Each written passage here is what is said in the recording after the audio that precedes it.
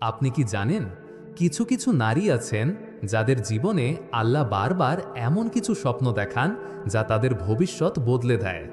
আজ আপনি জানবেন যে নারীকে আল্লাহ ভালোবাসেন তাকে যে 5টি স্বপ্ন বারবার দেখান আর কেন এই স্বপ্নগুলোর পর তার জীবনে সৌভাগ্য আসতেই থাকে। ভিডিওটি শেষ পর্যন্ত দেখুন, হয়তো আজকের এই কথাগুলোই আপনার জীবনে নতুন আলো নিয়ে আসবে।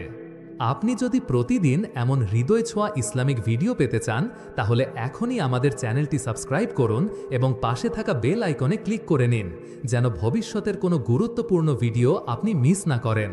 প্রিয় বোনেরা, স্বপ্ন শুধু কল্পনা নয়, ইসলামে স্বপ্নের একটি গভীর গুরুত্ব রয়েছে। রাসূলুল্লাহ সাল্লাল্লাহু আলাইহি ওয়াসাল্লাম বলেছেন, ভালো স্বপ্ন আল্লাহ পক্ষ থেকে আর খারাপ স্বপ্ন শয়তানের পক্ষ থেকে। আরেকটি হাদিসে আছে, ভালো স্বপ্ন নবুয়তের 46 ভাগের 1 ভাগ। অর্থাৎ ভালো স্বপ্ন অনেক সময় আল্লাহর পক্ষ থেকে সান্ত্বনা, সুসংবাদ আর দিক নির্দেশনা হয়ে আসে। এখন জানুন সে 5টি স্বপ্ন যা কোনো নারী বারবার দেখলে তা আল্লাহর বিশেষ অনুগ্রহের ইঙ্গিত হতে পারে। 1 নম্বর, স্বপ্নে নিজেকে সুন্দরভাবে নামাজ পড়তে দেখা। যদি কোনো নারী স্বপ্নে দেখে সে একান্ত মনে নামাজ পড়ছে, সিজদায় তার চোখ দিয়ে পানি ঝরছে, তবে বুঝে নিতে হবে আল্লাহ তার ইবাদতে সন্তুষ্ট। এটা তার ঈমানের শক্তির বড় আলামত আর আল্লাহর নৈকট্যের নির্ভরযোগ্য ইশারা। 2 নম্বর, স্বপ্নে কোরআন তেলাওয়াত করা বা শুনতে পাওয়া। কেউ যদি স্বপ্নে কোরআন পড়ে অথবা সুমধুর কণ্ঠে কোরআন শোনে, তবে এটি অত্যন্ত সৌভাগ্যের লক্ষণ। এর অর্থ আল্লাহ তার অন্তরকে পরিষ্কার করছেন আর তার জীবনে হেদায়ত ও বরকত নামিয়ে দিচ্ছেন। 3 নম্বর, স্বপ্নে নিজেকে আলোতে ঘেরা দেখা।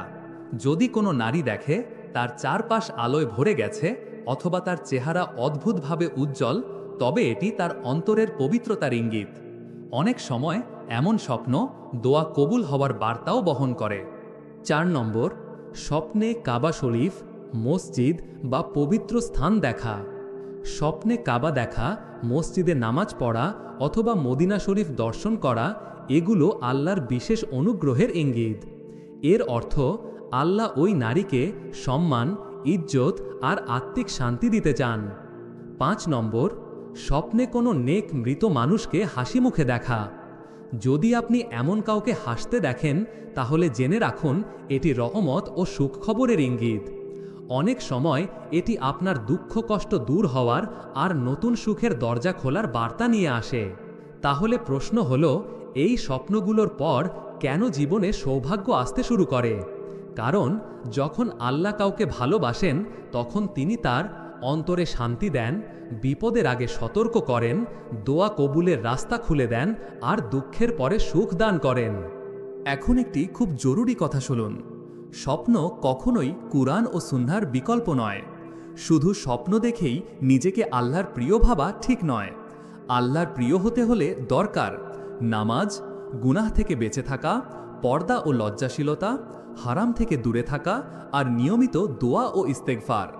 এখন চলুন সবাই মিলে একটু দোয়া করি। হে আল্লাহ, আমাদের সব বোনদের অন্তরকে নূরে ভরে দিন, তাদের জীবনকে হেদায়েতের আলোয় সাজিয়ে দিন, তাদের দুঃখ, কষ্ট ও হতাশা দূর করে দিন আর তাদের জীবনে হালাল সৌভাগ্য দান করুন। আমিন। আপনি যদি চান আল্লাহ আপনাকেও মেঘ স্বপ্ন দেখান, তাহলে কমেন্টে লিখুন, হে আল্লাহ, আমাকে আপনার প্রিয় বান্দীদের মধ্যে অন্তর্ভুক্ত করুন। ভিডিওটি যদি আপনার ভালো লেগে থাকে, তাহলে অবশ্যই একটি লাইক দিন, চ্যানেলটি সাবস্ক্রাইব করুন আর এই ভিডিওটি শেয়ার করে পৌঁছে দিন আপনার প্রিয়জনের কাছে। ইনশাআল্লাহ আবার দেখা হবে আরও সুন্দর ইসলামিক বার্তা নিয়ে।